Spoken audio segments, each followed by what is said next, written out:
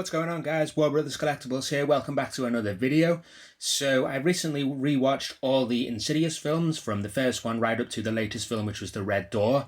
I hadn't seen that film since the cinemas, 2023 I think it came out. I recently purchased the Blu-ray a couple of days ago and rewatched it today. And yes, I'm going to share my entire thoughts on the Insidious series and maybe give them all a ranking, so stay tuned. So what can I say about the Insidious series? I'm really looking forward to part 6. That's coming out this summer in August, I believe. Really looking forward to that one. Always welcoming a new Insidious film to see what it has to offer. I've seen pretty much every Insidious film in cinemas apart from part 3. I actually missed that one. I only actually saw that one on Blu-ray a few months later after it was released. I still think the first one is probably the scariest movie I've ever seen, or at least one of the scariest movies I've ever seen, and it still terrifies me to this day. I just think it was just such a unique experience at the time. We hadn't seen a horror film really like this. It was at a time when like the horror remakes were about, and the slashers like Halloween and Nightmare on Elm Street kind of thing. But then this one was like supposedly paranormal haunted house movie, but then it added the twist where it's like it's not the house that's haunted, it's the little boy. Now some people would say it's a possession movie, it's just like The Exorcist. It's really not, and there's much more to it than that. And it added the world of the Further, which is a dark realm where the lost souls of the dead go, and your astral body being trapped in that world and having to get back out to the physical world, and all the entities that are trying to latch onto your life and come through the Further, through the door into the real world. And it's a terrifying concept, and something bad happening to your child, like Dalton being in a coma for like 3 months, his parents not knowing what to do, so they turn to paranormal investigators, and they explain what's actually happening, and that his soul is lost in this other realm. It's a terrifying concept, and just everything about this movie, the music, the tension, the suspense. It's really a tribute to like the old-fashioned scares and the old-fashioned filmmaking techniques, and it uses jump scares, but it doesn't use any false jump scares. This is pure, like, if something happens, it happens, and it is truly terrifying. It still terrifies me to this day, and I throw this on multiple times a year, and every time as soon as the film begins, I get chills down my spine, and it's just a really great horror thrill ride. And there's no blood in this movie at all. It's virtually completely blood free. It relies on those as an old-fashioned classic shock horror and the paranormal and the ghostly happenings, which really make this film a really unique experience. And I watched this again 2 weeks ago to rewatch this entire series, and it still stands up incredibly well, and it is probably still the best film in the series. No sequel has surpassed this one. So that was just talking a little bit about the first film, and it was totally fresh at the time when it first came out. I'm actually now going to rank these movies, having seen them all. So up until today, I was going to say that part 4 was my least favourite, The Last Key. This one, is not scary. I'm all for like a young Elise and learning more about her past. It is it's a follow-on to part 3, so we're still in the prequel part of the timeline. But I do have to say that watching The Red Door today, this has to be my least favourite Insidious movie. It just, I was watching it and I was like, this is okay, it's enjoyable, it's alright. But then I checked the runtime and it only had like 15 minutes left, and I was like, nothing's happened, like nothing serious or dramatic has even happened right now. How the hell is this even going to wrap up? And I remembered everything that I disliked about it in cinemas now, like it defies the rules and the standards set in the universe from the first 2 movies. Like when you astral projection, you go into the Further, like you're in that your consciousness is in that other dark realm. But when Dalton astral projects in this film, he like still sees his roommate, and she sees the door open in the real world, and that just wouldn't happen. Like he wouldn't see his roommate because he's not. It's so hard to explain, but that just wouldn't happen. He wouldn't see his roommate there in the same room as him, even though he's in the Further. He's in this other dimension, this other realm, where the spirits of the dead are. She wouldn't be there. And then things like Josh seeing the ghost of Elise, who for some reason is on the front cover when she has like a 30-second cameo in this movie. He sees the ghost of Elise.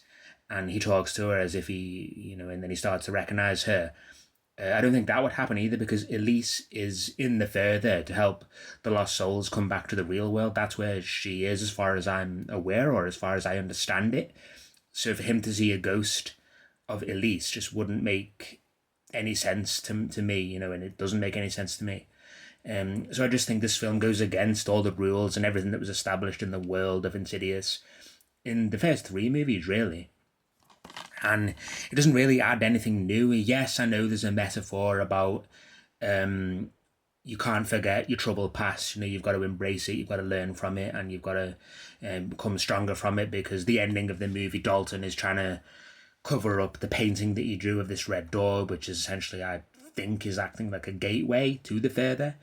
And his roommate's like, you've got to cover this up, you've got to cover it, you've got to destroy it. And he's like, no, we can't destroy it, we can't forget, we have to remember. As if like remember the troubled past, because obviously both their memories had been suppressed. And the film is about them slowly remembering what happened 9 years ago at the end of part two. And I just think it's such a wasted opportunity that nothing really of any significance even happens. And it's just about a father and son being estranged, and at the end of the movie they get back together. But yeah, just everything this movie does, like, just goes against everything that was set in the first two films, and I just really didn't enjoy it. And then when I looked at the runtime and there was like 10 or 15 minutes left, I was like, yeah, this has like gone absolutely nowhere in nearly 2 hour runtime. About an hour and 47, I think it was on. And it flew over it, went really quickly, but yeah, I just didn't enjoy this one at all. So it's got to be my least favourite Insidious movie. The next one in terms of ranking them, so this would be number 4 in the ranking list.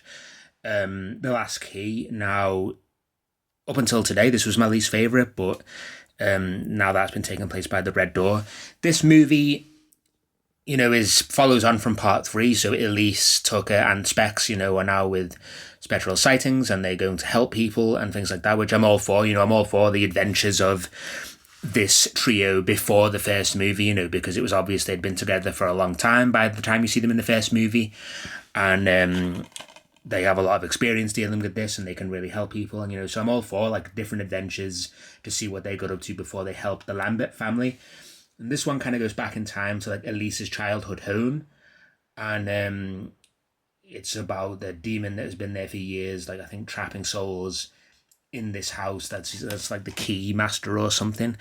It's about Elise going back to her childhood and figuring out what's going on and saving the day. But this film is so boring. It's not scary.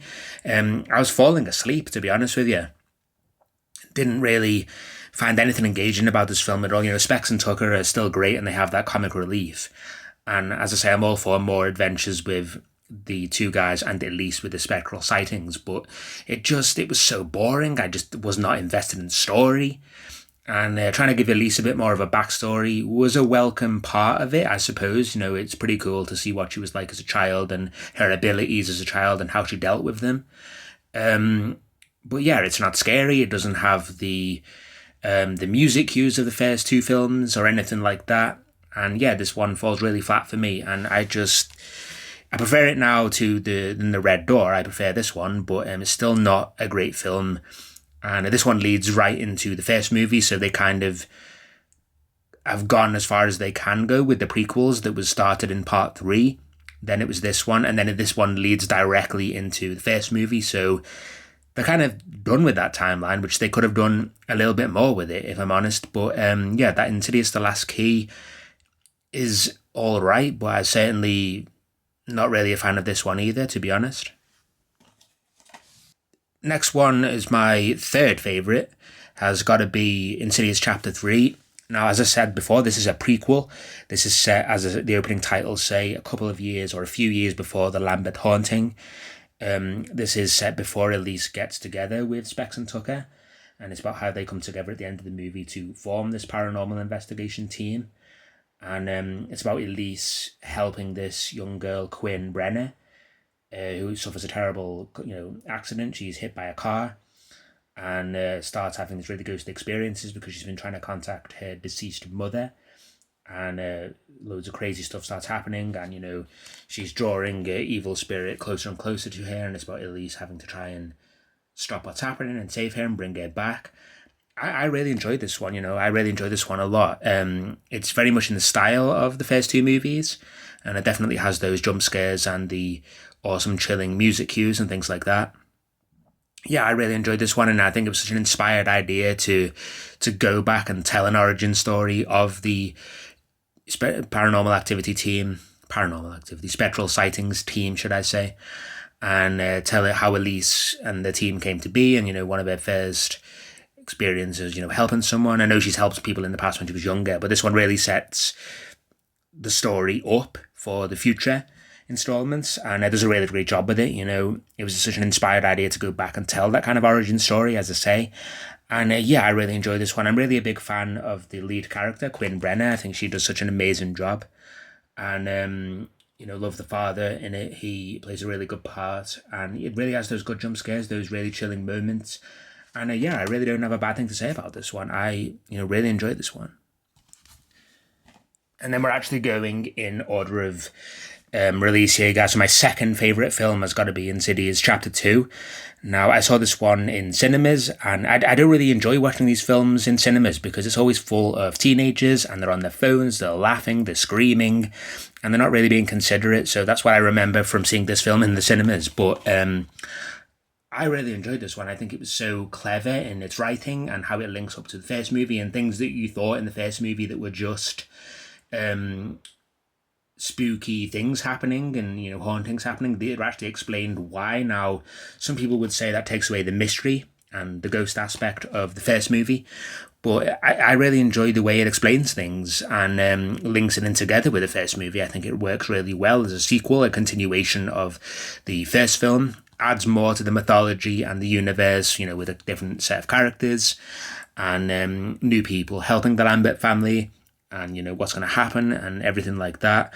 And yeah, in terms of a part two of the series, this one is pretty much up there with the first one. It's such a great continuation, and yeah, really enjoyed this movie. It is a little slow, I suppose, to start off with, but when it gets going and you start realizing what's happening, it's more of a paranormal investigation film, and a kind of like a detective, not a detective story, but it kind of is. It's kind of like the different characters going to different places and trying to figure out and doing a lot of research into history and finding out what's actually happening and things like that. Whereas the first one is like straight up haunted house horror, possession movie, as I say.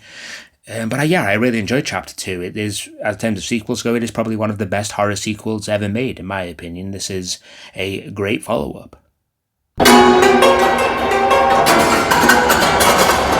And then, of course, this is a no-brainer, really, but the best film in the Insidious series still has to be the first film. As I say, this film still stands up so well today, and it's just genuinely terrifying. It's one of the few horror movies now that I've seen many, many times that still has that same effect, and it still terrifies me. And this is truly, such a unique story and a really unique film, and it's all a tribute to those classic kind of horror movies, those classic haunting horror movies and the paranormal movies, and the supernatural, should I say. It pretty much has all the cliches of those kind of movies, but it is truly chilling, and when it gets going, it truly gets going, and as the back of the cover says, this is utterly terrifying, and I totally have to agree with that. Spine chilling, doesn't quite cover it, and yes, I get the chill down my spine as soon as this movie begins, and that happens every single time because of the terrifying music cues, as I say. It's such a great, unique film, and, it started a franchise that is still going strong today, and you could say the sequels have got progressively worse, but I do have to say that after the first one, Chapters 2 and 3, are still really good movies. It's just the last two, unfortunately, that really dropped the bar for me and didn't really deliver. But yeah, this first film still an amazing experience today, and it's still truly terrifying. Then if you watch it on Halloween, in the pitch black, you will have such a terrifying time, and get a group of friends together, and you will really enjoy this one in terms of a spooky, paranormal, supernatural horror thriller. This film is absolutely great in that respect, and still stands up really well today, as I've always said. So, yes, that is a look at the Insidious series. Yes, I'm looking forward to seeing what Insidious Out of the Further has to deliver. I believe it's got a brand new set of characters, and the character of Elise, I think, is coming back in a larger capacity. I hope so. I don't think it's got anything to do with the Lambert family. I think it's kind of like another clean slate. As I say, I think it's going to be a continuation from the Red Door, but because they've gone as far as they can with any kind of prequel timeline, and things like that, including Specs and Tucker and Elise, because part 4 leads straight into the first movie. But yes, I really enjoy the Insidious series as a set of horror movies. They are really great films to watch. It's just a shame that the last 2 films didn't really deliver for me, but it's great to rewatch all these films again. It was a great experience to sit through, just one film a week. Really get into the universe again and seeing what they're all about again, because it's been a couple of years since I've watched them all in order, but as a whole I really enjoyed rewatching this series again, and I'm really looking forward to the 6th film in the series. Now, is it really, are we wearing really thin here? Probably. It's how far can this series go in terms of the universe and have fresh ideas and things that we have never seen before. I really don't know, so I guess we'll find out with part 6 if it's getting really tired or not, because by Insidious the Red Door, I think it just doesn't deliver and adding anything new to the series, and we're kind of retreading the same ground again, but to far less effect. So I just don't want the series to continue and just get more worse and worse and worse until you forget that the first 3 films are actually really amazing, and the series is just known as one of those that's got about 20 sequels that nobody really cares about. So yes, I'm looking forward to part 6 and seeing what it has to offer in terms of where it's going to take the series. That'll be it for this video, guys. This was just me talking about rewatching all the Insidious films and, my looking forward to the new film coming out this summer. I was really disappointed rewatching The Red Door again today. Didn't really enjoy that film at all. It's certainly my least favourite in the series so far. But yes, it was great to watch this series again and talk about them and bring them back to the light, and maybe you've never seen these films before and you really want to give them a go. So yes, I highly recommend them as a paranormal supernatural horror series. They are really great films. So thanks so much for watching, guys. If you enjoy the content, please give this video a thumbs up. I really do appreciate all that support. Warner Brothers Collectibles is now on TikTok, so if you don't mind giving me a follow, I would really appreciate that. You guys are amazing. So take care, guys, and I will see you very soon.